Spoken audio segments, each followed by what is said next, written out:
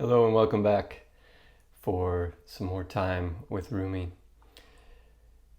No prelude today. We're going to flip to a random poem and see what wants to come out. All right, this one's called The Cat and the Meat. There was once a sneering wife who ate all her husband brought home and lied about it.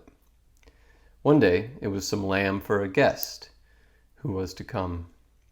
He had worked 200 days in order to buy that meat. When he was away, his wife cooked a kebab and ate it all with wine. The husband returns with the guest. The cat has eaten the meat, she says. Buy more if you have any money left. He asks a servant to bring the scales and the cat. The cat weighs 3 pounds. The meat was 3 pounds, 1 ounce. If this is the cat, where is the meat? If this is the meat, where is the cat? Start looking for one or the other. If you have a body, where is the spirit? If your spirit, what is the body?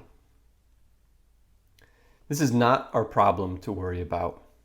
Both are both. Corn is corn grain and corn stalk. The divine butcher cuts us a piece from the thigh and a piece from the neck. Invisible, visible, the world does not work without both. If you throw dust at someone's head, nothing will happen.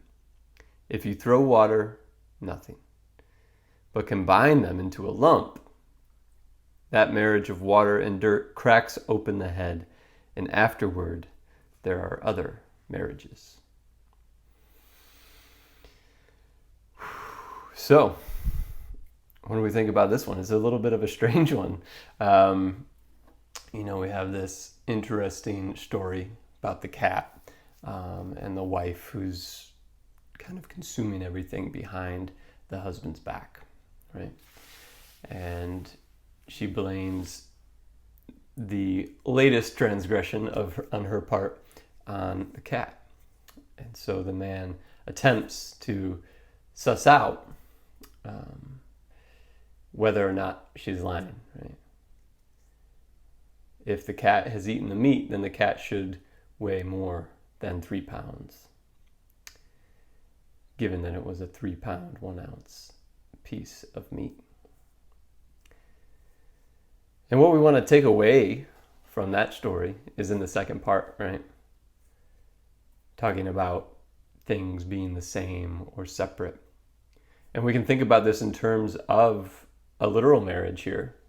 He makes the metaphor of the marriage at the end with dirt and clay. But we can also look at the literal marriage of this man and wife, right? And she's eating the meat. He's working to buy the meat. He bought it for another guest, but she consumes it. She blames it on the cat. And, where is the distinction here? How does it work?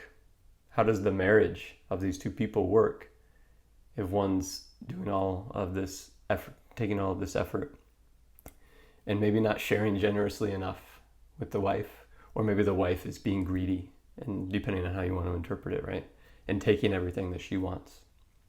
But a marriage, a successful one, whether we're talking metaphorically or literally, doesn't work unless there's a combination of the two things happening, okay? So Rumi also asks this question: if you have a body, where is the spirit? Is the spirit just somewhere within the body? Right? Some in the shoulder or in the heart. And how do we determine and separate out the two? Okay.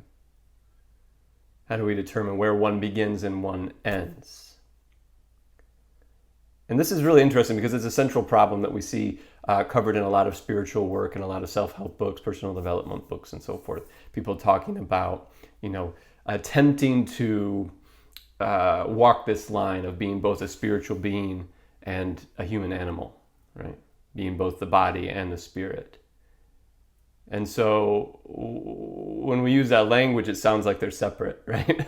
It starts to sound like they're two different things. But whether or not they are or aren't, Rumi says is not really our problem to worry about. That the difference is, if it exists, is they're so married, right? They're so intertwined that to try to suss out and separate what's the animal part, what's the earth part, and what's the spirit part is sort of irrelevant. Yeah.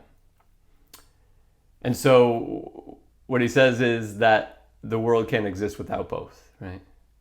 That whether or not we like it all the time, or whether or not we accept it, we're here having this human experience within the world, and that experience involves both parts, the marriage of both the spirit and the body.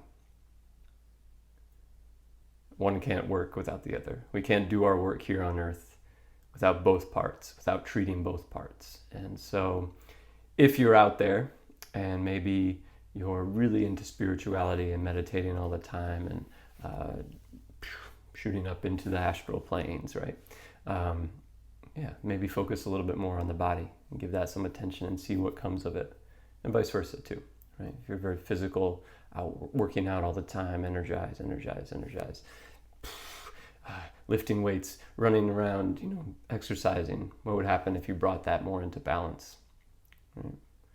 So that's sort of outside the scope of what he's talking about here, but is, I think, relevant, right?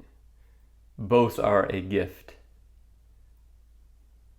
Both are necessary to doing whatever work we came here to do. So I hope you got something out of this today. Much love and take care.